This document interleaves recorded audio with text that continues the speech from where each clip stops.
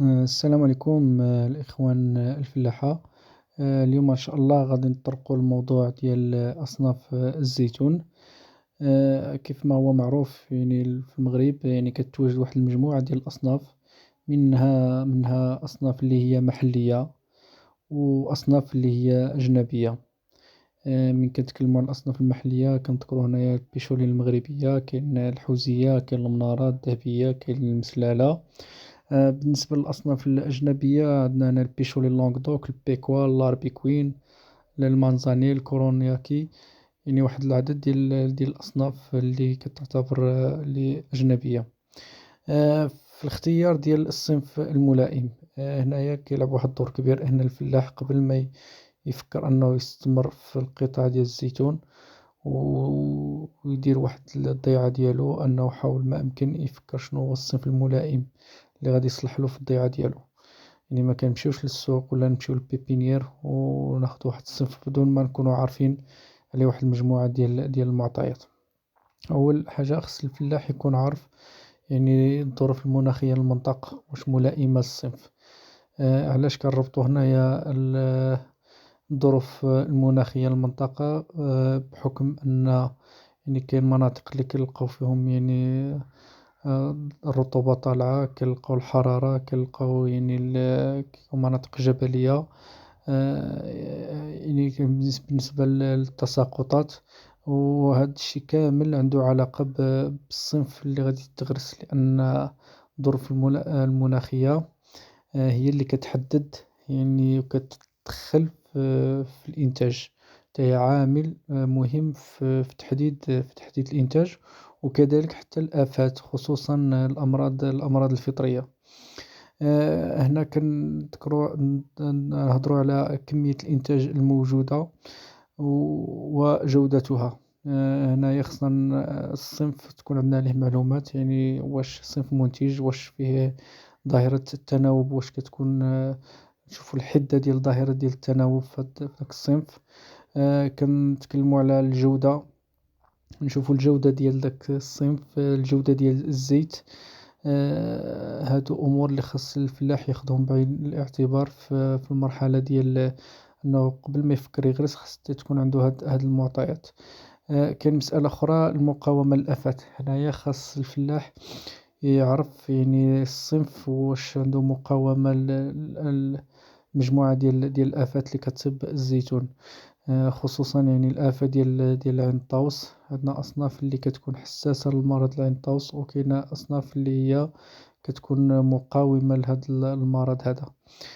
كاين مسألة أخرى، الاستجابة لمتطلبات عملية المكننة.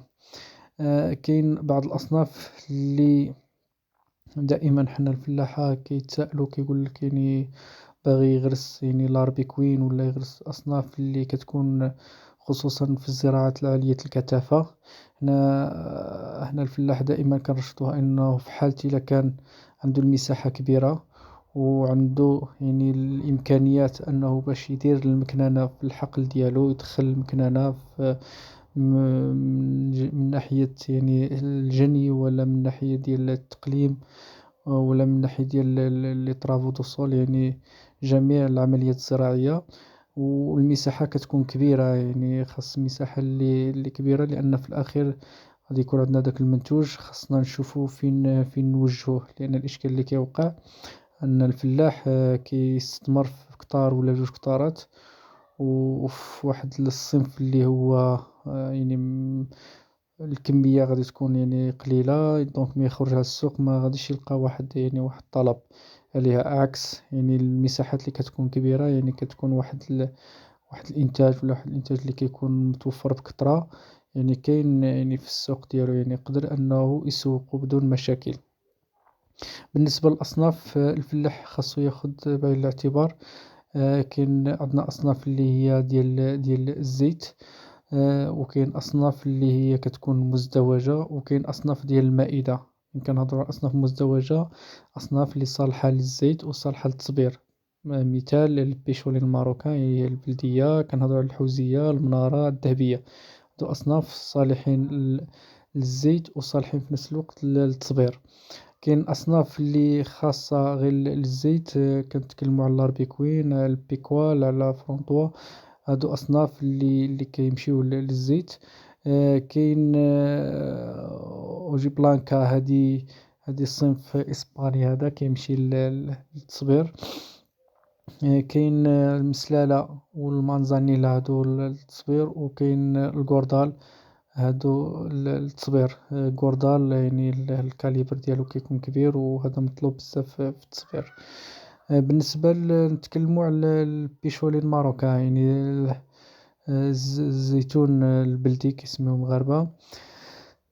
هو الأصل ديالو مغربي. الحجم ديال الحبة كتتراوح بين 2.5 حتى 3 ديال الغرامات، والاستعمال ديالو عنده جوج ديال الأغراض، يعني يقدر نوجهوه للزيت ونوجهوه للثمار. بالنسبة للنسبة ديال الزيت كتراوح من 20 حتى 25%. هنا كتمتاز بالبيشولي الماروكان، معروف عليها بالجودة ديال الزيت ديالها. يعني من خلال التحاليل اللي داروا على هذا الصنف هذا، لقاو النسبة ديال لي بوليفينول يعني طالعة بزاف مقارنة مع أصناف أخرى. وكاين استقرار في الجودة ديال الزيت. الإشكال اللي عند هاد الشجرة ديال البيشون الماروكا هو مشكل ديال التناوب، يعني كتلقى عام كيكون مزيان، الميلاد كيكون فيها مزيان، والعام الآخر كينقص فيها الميلاد. يقدر تمشي حتى إلا ما كانش عناية واهتمام، راه تقدر تمشي حتى 80%.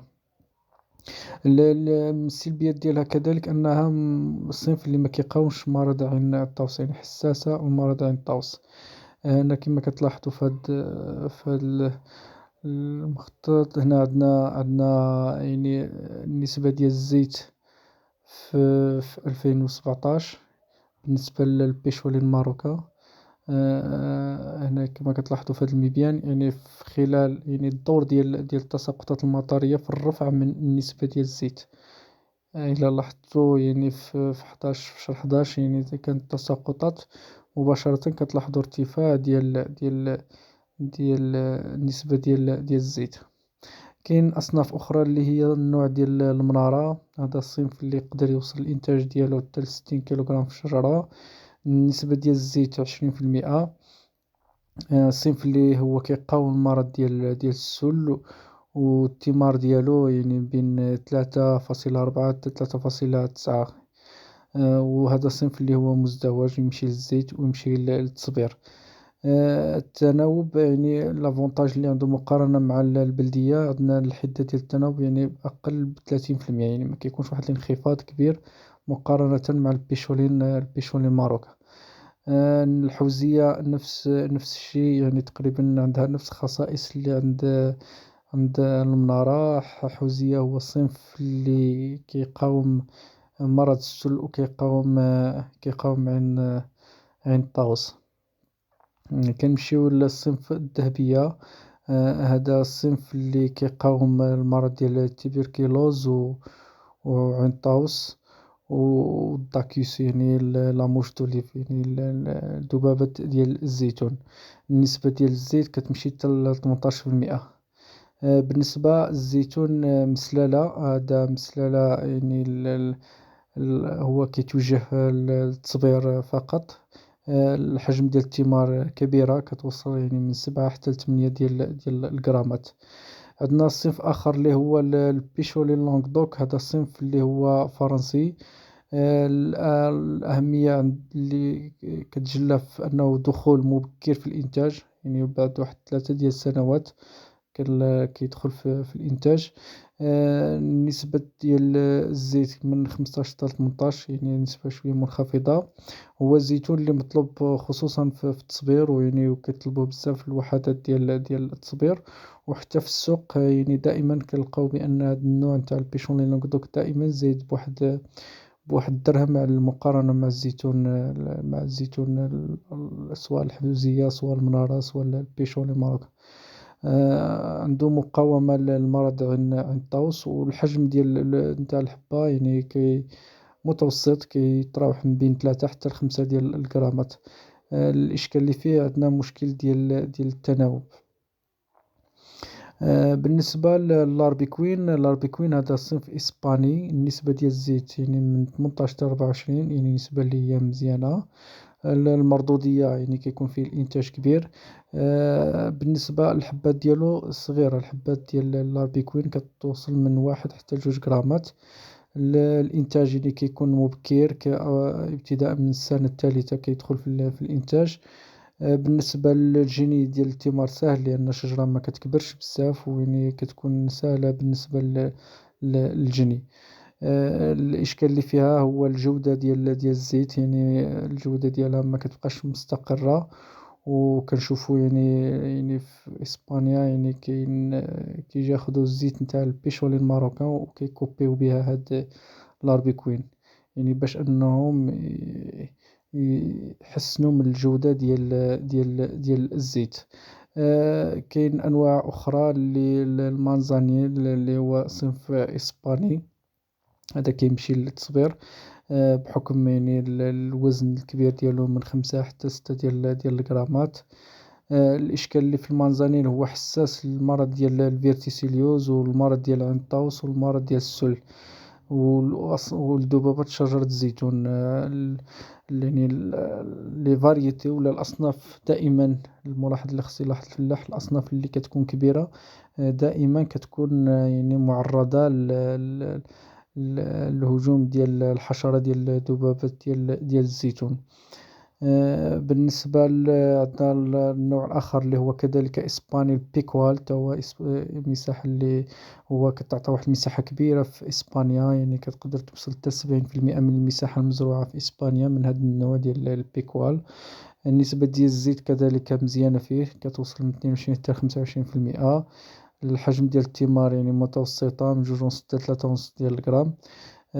لافونتاج يعني هو مقاوم لعين الطاووس، ولكن سونسيبل للمرض ديال ذبابة الزيتون.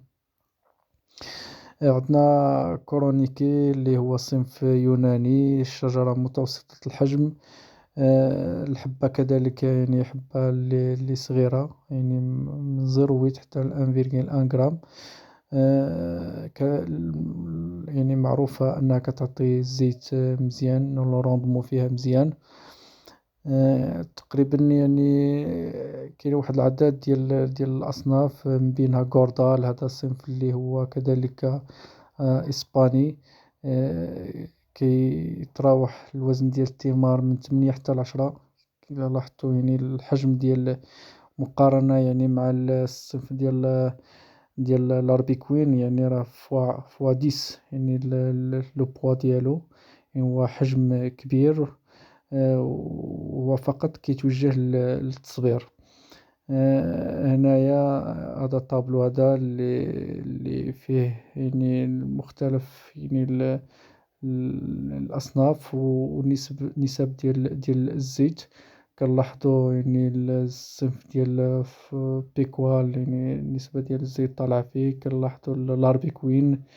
البيشولين ماروكان حتى هي يعني كتمتاز بهاد الميزة، يعني 18.4. كاين أصناف أخرى اللي الزيت بحال الحوزيان 16.8، المنارة 16.6، يعني أصناف اللي ناقصة من حيث النسبة ديال المردودية ديال الزيت.